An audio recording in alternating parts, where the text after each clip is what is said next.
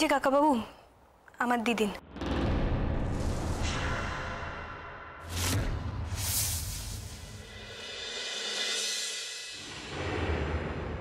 আপনি আমার দিদিনের সঙ্গে কথা বলতে চাইছিলেন না?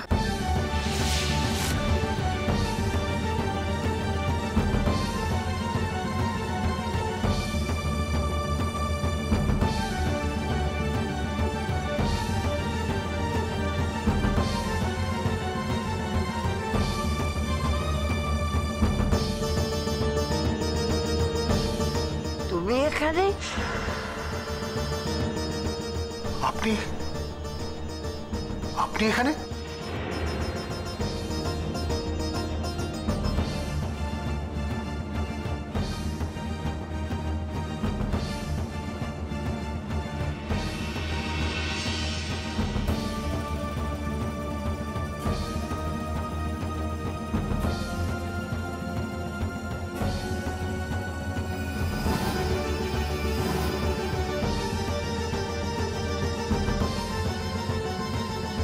তাহলে তোমার সঙ্গে আমার দেখাটা হয়েই গেল, কি বলো অবিনাশ?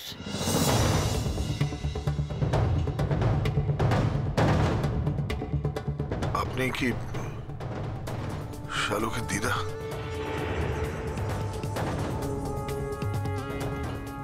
হ্যাঁ, আমি শালুকের দিদা।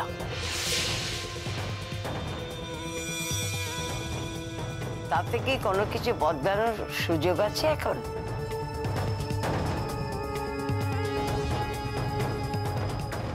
আপনি এখানে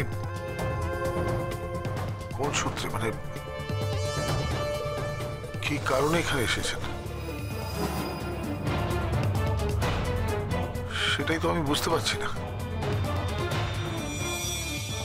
তুমি এখানে কেন আসছো তা আমি বুঝতে পারছি। একেবারে যে বুঝতে পারতেছি না তা নয়। তোমার কি ধারণা সে আমি মাইনা নিতে পারতেছি? সোনা যেটি আমি বুঝতে পারছি না, আপনি ওকে চিনলেন কি করে? সেই কথাখানার উত্তর একমাত্র ওই দিতে পারবো। পরে জিজ্ঞাসা করো না, দেখি না উত্তর দিতে পারে কি পারে না।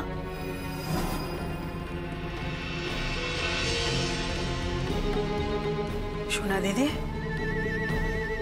ওনাদের যে তোমাদের গ্রামের মতো গ্রামে যাওয়ার কোনো কথাই না, তাহলে তোমার সঙ্গে ওদের কোথায় আলাপ হয়েছে? প্রশ্নগুলো কেন আমারে করতেছ স্যার বউ? ওরে কর না। আমরা সরি, মানে আপনাদের খাওয়াটা নষ্ট হয়ে গেল। এরপরে যদি খেতে হতো নিজেকে ফাঁসির আসামির মতো মনে হতো। আপনি যে রিকোয়েস্টটুকু করেছেন সেটাই আমার কাছে যথেষ্ট। একটা কথা বলুন তো, সোনা যেটি কি আপনার কোনো আত্মীয়? পরম আত্মীয়।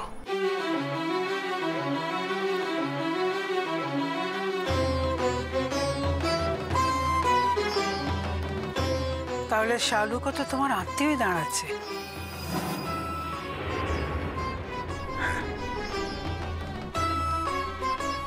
ও আমার পরম আত্মীয়। আমার খুব নিজের মানুষ।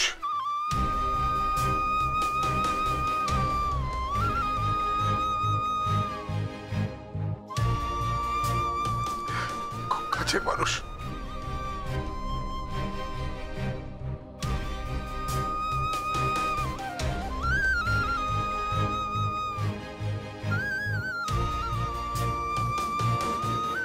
কিছু একটা আছে, এমন কোনো রহস্য আছে যা জানলে হয়তো অনেক বড় সত্যি সন্ধান পাওয়া যাবে। কিছুতেই অবিনাশ সোনা দিদির শুধু গ্রামের চেনা নয়, শুধু দেশের চেনা নয়। সোনা দিদির কাছে আমার যেমন করেই হোক যেমন করে হোক জানতেই হবে কি রহস্য লুকিয়ে আছে দুজনের পরিচয়ের মধ্যে।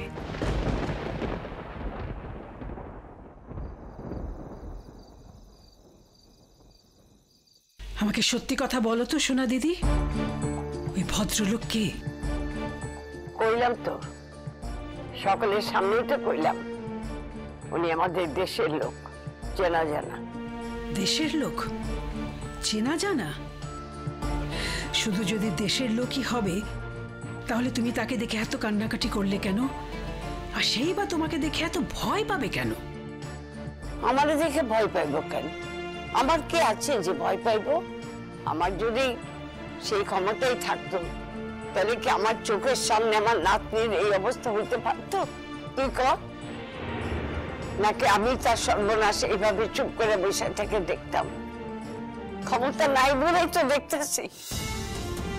তুই এবার ভাইবা দেখ রাগাবো, আমার চোখের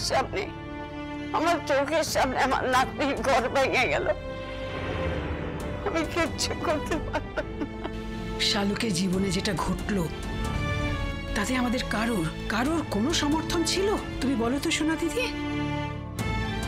তা যেমন ছিল না, তেমনি শালুকের ঘর ভাঙাটাও তো তোরা বন্ধ করতে পারিস নাই। না, পারিনি, সত্যি কথা পারিনি। ওই মেয়েটার কথা ভেবে, সত্যি কথা বলতে ওই মেয়েটার তো কোনো দোষ ছিল না, দোষ আমার নাতির। আর আমরা সবাই মিলে যদি হাত তুলে দিতাম তাহলে তো আবিরকে জেলে যেতে হতো, ও সারা জীবনটাই তো নষ্ট হয়ে যেত, তোমার নাতনিও তো তাকে কোনোদিন কাছে পেত না। আর এই সব হয়েছে শালুকের ইচ্ছেতে। ওই তো তীর্থকে বলেছিল এই বিয়েটা মেনে নিতে সোনা দিদি। ঠিকই কইছস,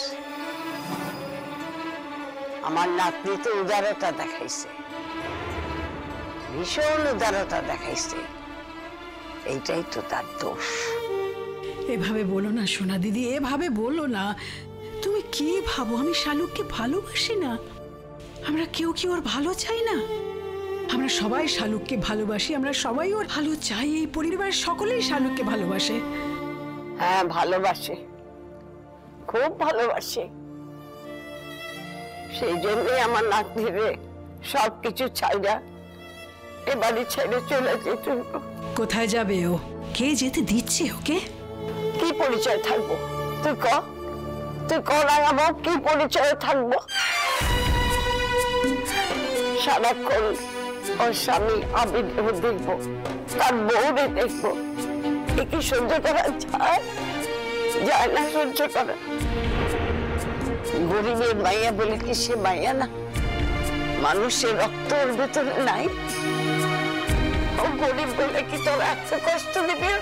ও সহ্য করতে পারবো না রে, সহ্য করতে। তবু ওই ভুলটা তুমি করো না সোনা দিদি।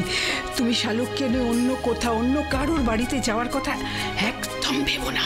তা তো ঠিকই, এই বাড়িতে থাকলে শালুকের তো খাওয়া পড়ার অভাব হবে না। হয়তো তোরা দয়া করে তাকে লেখাপড়াও শেখাবি, সেটাই বা কজন করে। এতেই তো তার সন্তুষ্ট থাকা উচিত, ঠিকই তো। শুধু তাই নয় সোনা দিদি, দরকার হলে আমি শালুকের আবার বিয়ে দেব। তোর কি মনে হয় রাখাবো? সে কি একটা মাটির পুতুল যে যা করাইবো তাই করবো? তার ইচ্ছা অনিচ্ছার কোনো দাম নাই। কিসের ইচ্ছে অনিচ্ছে? কার জন্য ইচ্ছে অনিচ্ছে?